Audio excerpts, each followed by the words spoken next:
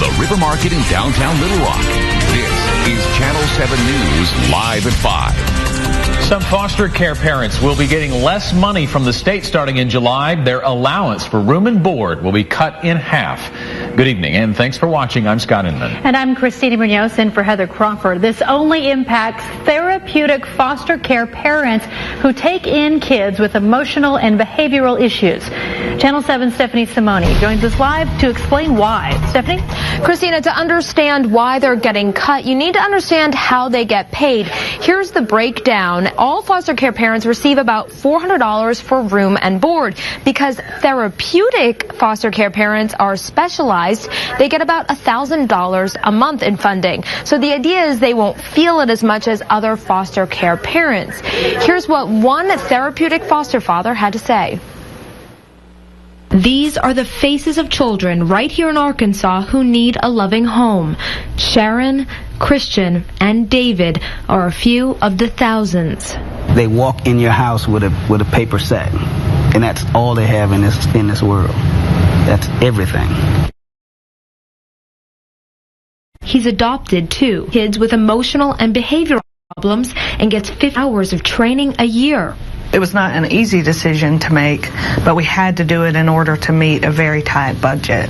Director of Communications for the Department of Human Services, Amy Webb, says they've taken away money from therapeutic foster parents like Thornton, cutting room and board funding by half. We don't yet know what the impact will be, but we hope that our parents will stay with us. We certainly wouldn't stop doing it, but we would have to find other ways to make it happen financially. Thornton says he's worried other parents won't step up or will not be able to afford to care for kids after the cuts. If you have to choose between, a hardship on your family. Now, positions as a way of saving money. Christina? So, Stephanie, how many foster children will this impact? Well, right now there are more than 4,000 kids in the state who do need a loving home.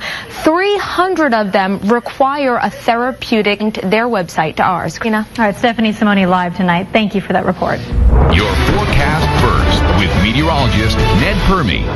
Hi, everybody. We are going to be closing to Little Rock National Cemetery, and your forecast, well, included very hot temperatures again today. Nearly cloudless skies boosted those readings back into the 90s, and overnight tonight, we're going to look for possibly clouds building late tonight and a chance of showers and thunderstorms. Some of the models indicating and agreeing on the fact that there could be a complex of thunderstorms that may develop over northern Arkansas. Then tomorrow, 92, chance of rain primarily early in the day, and after that, the heat returns. We'll have it all coming up in just a few minutes. All right, Ned, thank you. 11,000 residents in Minot, North Dakota were given mandatory evacuation orders yesterday for the second time this month as the city braces for its worst flooding in history. The water overtopping the Souris River's banks is coming from Canada, the result of heavy rains and a massive late-season snow melt. The river is not expected to crest until Sunday. After weeks of severe flooding, rivers here in Arkansas have finally receded, allowing the process of recovery to begin for many residents whose homes and belongings were destroyed. Authorities have given out nearly $19 million in disaster aid after the spring storms. Arizona firefighters are making headway fighting 3 wildfires that are charring that state. One blaze that began 6 weeks ago has burned 348 square miles. Firefighters expected to be fully contained by Saturday. They have also made enough progress on the largest fire in state history to allow most of the 10,000 residents who have evacuated to return to their homes. Dozens of homes, though, have been damaged. Here at home, 13 Arkansas counties are under a burn ban. Most of those counties are in the southern part of the state, as you can see by this map. According to the Forestry Commission's website, more than half of the state is under a moderate risk for wildfire. Well, fireworks were flying in one part of Florida earlier this week, but there was no celebration. It was a crime in progress. Sparks literally beginning to fly after a fight broke out between a man and a woman. Jason Engstrom says he initially thought they were putting on a fireworks display, but when he realized it was an attack, he grabbed his camera. Police say the argument began over a set of missing keys. 33-year-old Guy Fawkes apparently got angry and began lighting fireworks and sending them in the direction of others inside this tent. Police say it could have been much worse. The suspect opened up a gas cap of a nearby car and threw a firecracker in it. The firecracker did explode, but fortunately that was all that happened. And this was a full-blown argument that led to something more, could have been a lot more serious. Well, thankfully nobody was hurt. Repairs are still ongoing to get the tent back open again. Police say Fowlkes is facing aggravated battery and arson charges. President Obama facing criticism today from both sides of the aisle over his Afghanistan withdrawal plan. Some Democrats, including Minority Leader Nancy Pelosi, say the president's timeline is not quick enough, while some Republicans, like Senator John McCain and House Speaker John Boehner, say the drawdown is too large and too soon. Today, the president traveled to Fort Drum, New York. He thanked the troops there and further explained his plan. Do it in a steady way to make sure that the gains that all of you helped to bring about are going to be sustained. Right now, there are nearly 100,000 U.S. troops in Afghanistan, including the 30,000 surge troops who began deploying there in 2009. Baghdad has been hit by the worst violence it's seen in months. Iraqi officials say 4 bombs ripped through Shiite neighborhoods in the capital today. At least 40 people reported dead, dozens more injured. In a separate attack, an American civilian working on a U.S. agency for international development project was killed. 3 other civilians wounded. Members of Congress continue to butt heads working on a solution to the national debt. Democrats and Republicans have been in meetings now for 6 weeks to hammer out an agreement, and still nothing. Now, less than 6 weeks remain before leaders warn the U.S. would officially begin to default on its deal is reached. The need to higher interest rates and a further slowdown of the already struggling economy. Back here at home, UCA announced it's offering new evening and online classes this coming fall to accommodate working adults. The new evening program will allow individuals to earn a bachelor's degree in the areas of general business, history, or speech communication. Additional online courses will be offered for those interested in earning a graduate certificate or master's degree. Well, you saw already Ned Permy continuing to visit memorable Civil War locations throughout Arkansas, commemorating the 150th anniversary of the war. You'll have a story from the National Cemetery and have your forecast next. And parents all know toddlers catch on quickly. A new study shows they can be problem solvers as early as a year and a half. Details still to come. Stay with us. You're watching Channel 7 News live at 5.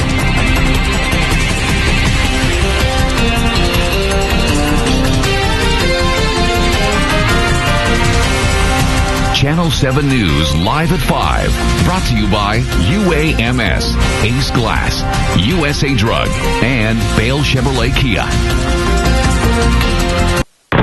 Now, weather with Chief Meteorologist Ned Permy.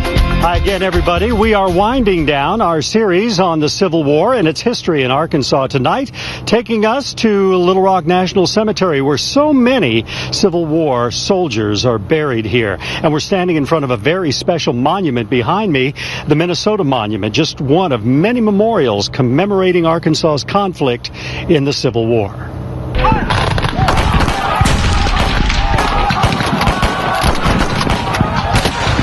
It's hard to believe, but Little Rock's National Cemetery, which has so many reminders of the war, was once a campsite for Confederate troops. Now, as fighting wound down in Arkansas with the completion of the Little Rock campaign, Union forces began using these grounds to bury their dead, including many members of Minnesota's 3rd Regiment.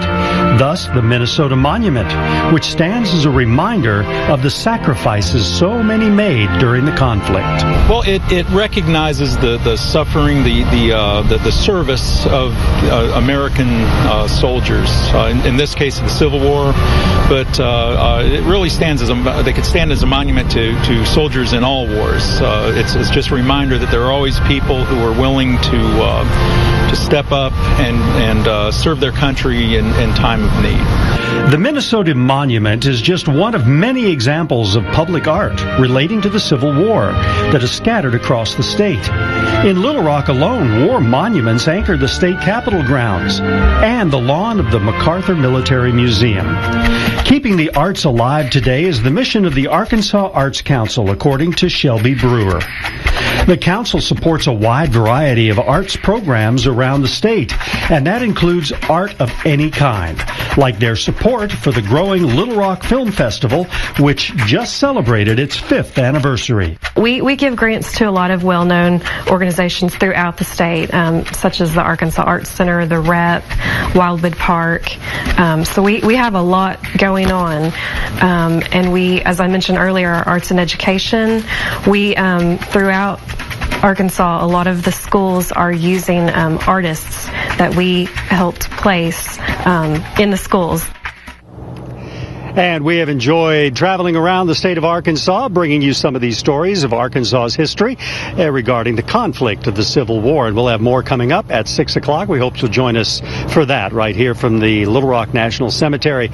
We have got, again, a changing weather pattern, back to the heat and the dry weather of summer. But we have one chance, maybe, for a few scattered showers, especially over northern Arkansas late tonight. Let's show you what's going on, starting with the water vapor channel. And we can see that high pressure is building over the southwest and has pushed the clouds and dried us off quite a bit today, and the sunshine helped to warm the temperatures up into the mid-90s in many locations. Now that high pressure area over the southwest is sending in a northwesterly wind flow, and late tonight there's expected to be an area of thunderstorms, a little complex developing somewhere in the plain states, and that looks like it's going to follow that northwesterly wind flow into Arkansas. We do have one that Kansas coming out of the Rockies and moving during the overnight hours across our state. Temperatures, you can see they've warmed up pretty nicely. South frontal bound 3 and the winds from the south 9. Friends, it's 100 degrees at Hot Springs and also at Mena at this hour, 98 degrees at Russellville and Fort Smith, 96 at Little Rock and Pine Bluff. So the sunshine was not our friend today. We thought maybe a few more clouds for another day would hold the temperatures down, but not the case. High pressure builds in over the weekend. We are going to see hot temperatures returning by Sunday in through much of next week. Tonight, the forecast calls for a low temperature of 70, and I think showers and thunderstorms may be possible late over the northern counties. Tomorrow's high 92 with a chance of showers and thunderstorms over the north and central sections early in the day, and then after that 20% probability of rain and thunderstorms. And look at the temperatures back into the mid to upper 90s with generally a dry weather pattern continuing through much of next week. We hope you'll join us again at 6 o'clock for more on the conflict of the Civil War and its role in Arkansas history, and it's helped to be brought to you by the Department of Arkansas Heritage, and we'll see you at 6 o'clock.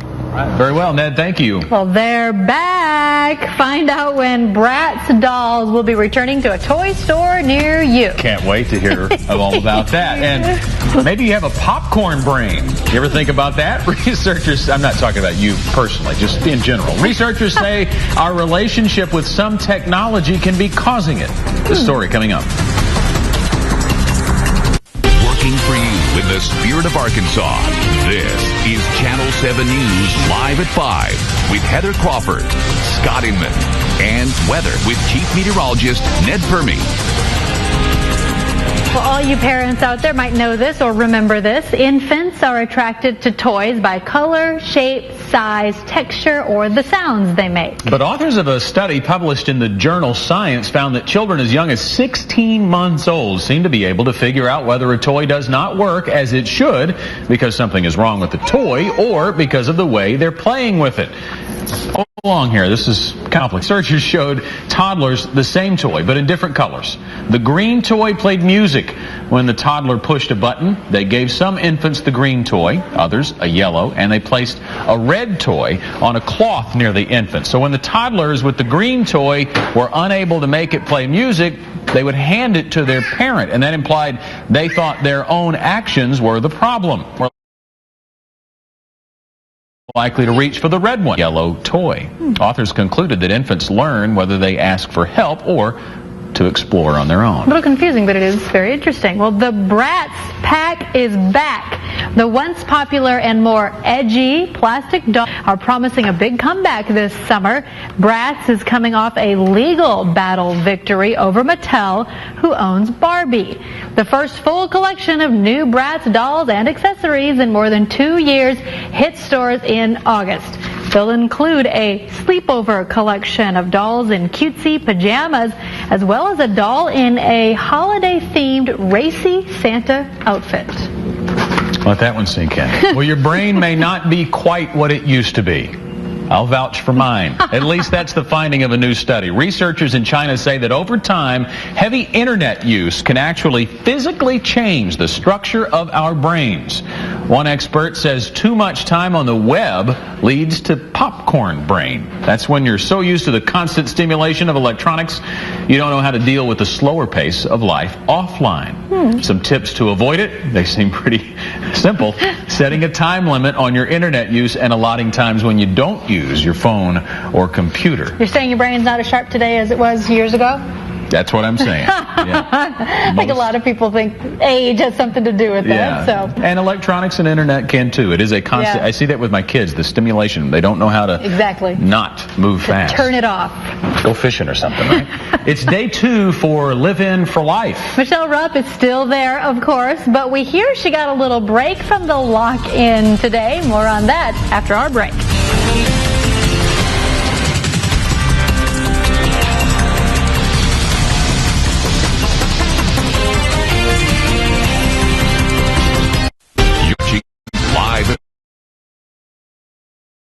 Day 2 at the Promenade at Chenal. Several big donors coming by this morning. Right now, the Cancer Society has raised more than $23,000 for cancer research.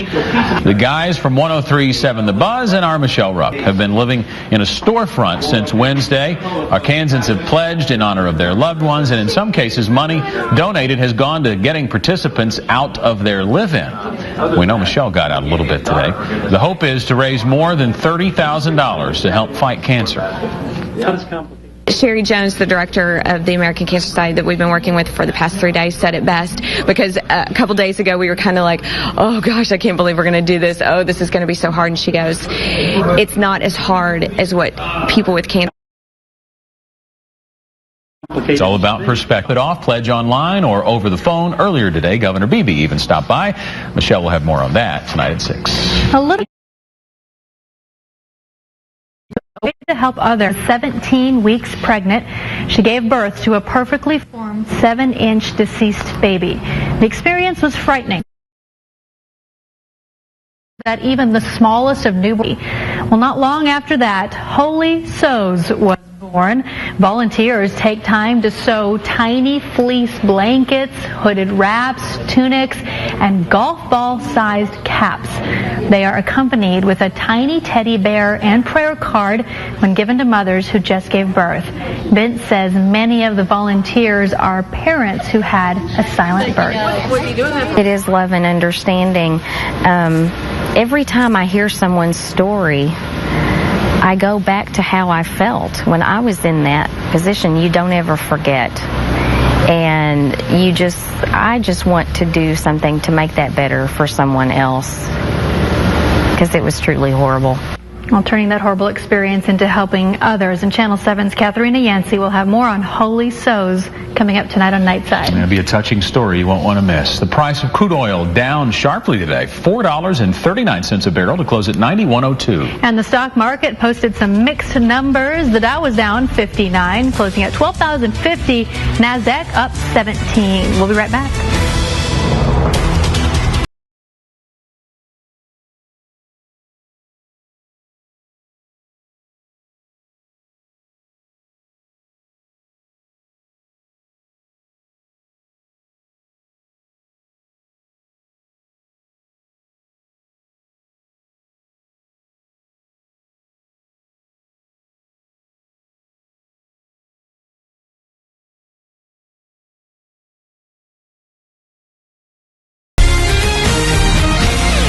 New tonight on Channel 7 News at 6, Tyson Foods is contesting a $70,000 fine from the federal government after a silo collapse killed a man. More on that in 30 minutes. Plus, Benton police say a man attempted to burglarize a home, ended up firing shots and assaulting the residents. And If I felt like I had the luck of the Irish, I'd enter the Big Bass Classic this weekend. Someone, a lucky angler, is going to take home $50,000. We'll preview the big tournament coming up at 6 o'clock. Steve O'Sullivan then. And on the Arkansas Power Moms website, a story we spoke about earlier this week, portable pools pose a drowning risk for young kids. About every 5 days, a child drowns in the U.S. Some scary statistics. There's an article there. Head to KATV.com, look for the Arkansas Power Moms tab, and click on the Moms Corner. That's going to do it for us today on Channel 7 News Live at 5. Thanks for watching on this Thursday. We will see you again in 30 minutes. That's after World News with Diane Sawyer for more Arkansas news. We hope you have a great night till then. We will see you again at 6 o'clock.